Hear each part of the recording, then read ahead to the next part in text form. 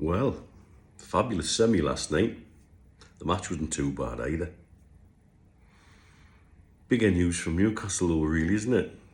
Been asked for some thoughts on what's going on.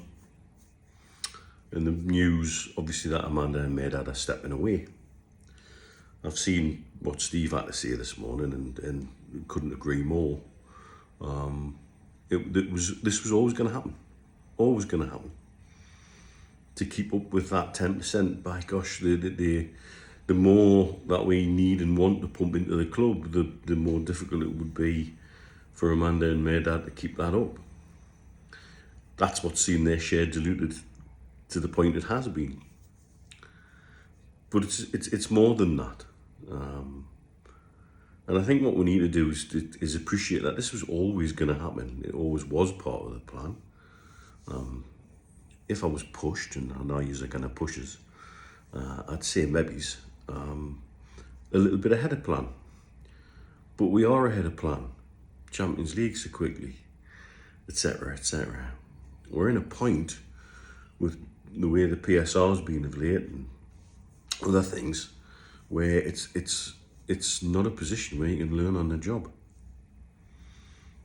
And we've got people in now. We've got a CEO, a COO, a CFO, and now sporting director, or for however you want to, whatever title Paul Mitchell comes in with, whatever acronym he gets, it doesn't really matter. We're getting the right football people in place. And this feels to me not like an end. It's just the end of the beginning. And that's the way I think we should all look at it. We'll forever be grateful to the perseverance of Amanda and Maydad to keep wanting to go for Newcastle United.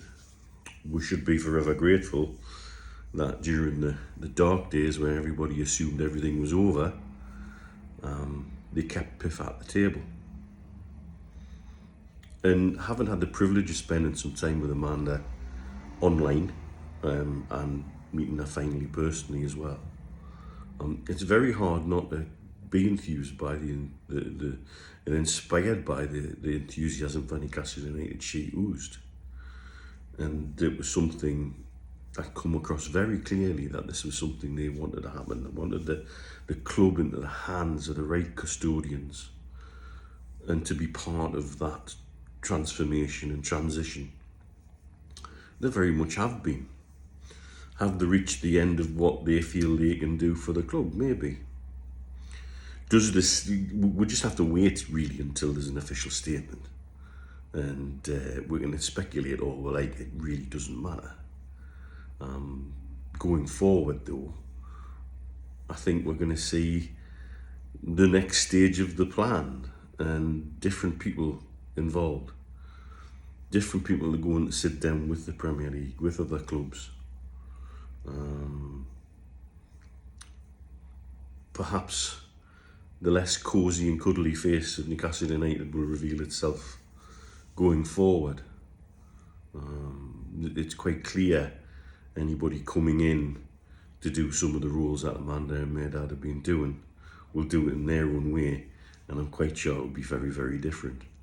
I can't see Paul Mitchell handing out cuddles and calling everybody darling.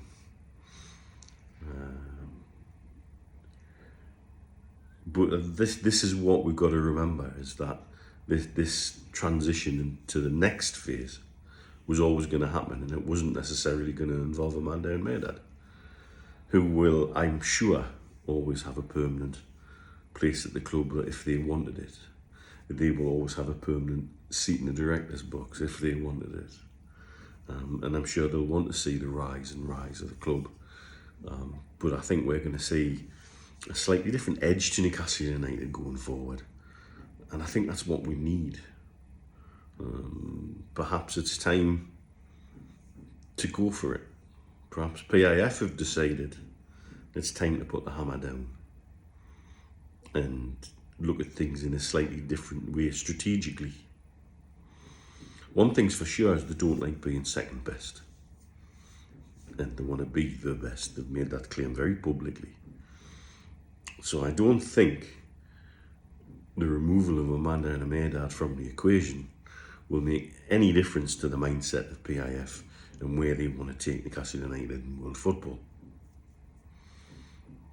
It might, however, bring out the teeth that we've been crying out for going forward when we deal with the Premier League, when we deal with other bodies, when people want to put artificial barriers in our way, when people want to disrupt the development of a football club, honestly. How they can allow clubs to borrow money from institutions yet again, clubs already with a high debt level, and yet want to restrict a club with no debt whose owners want to put money into the game and into their club for the benefit of not just themselves, but the whole league benefits from that, and the worldwide exposure, etc. Money borrowed off institutions and then paid back as money going out of the game, not coming in.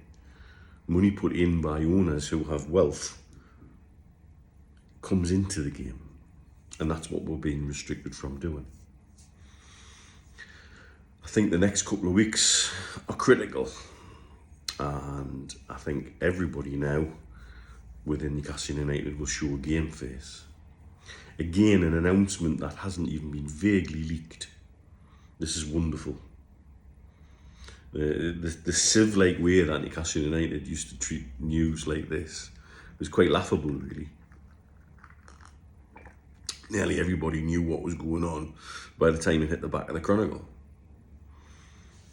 Now, the Chronicle online are registered to running stories about AI solutions and making things up effectively because they're not getting the scoops from inside St James's Park.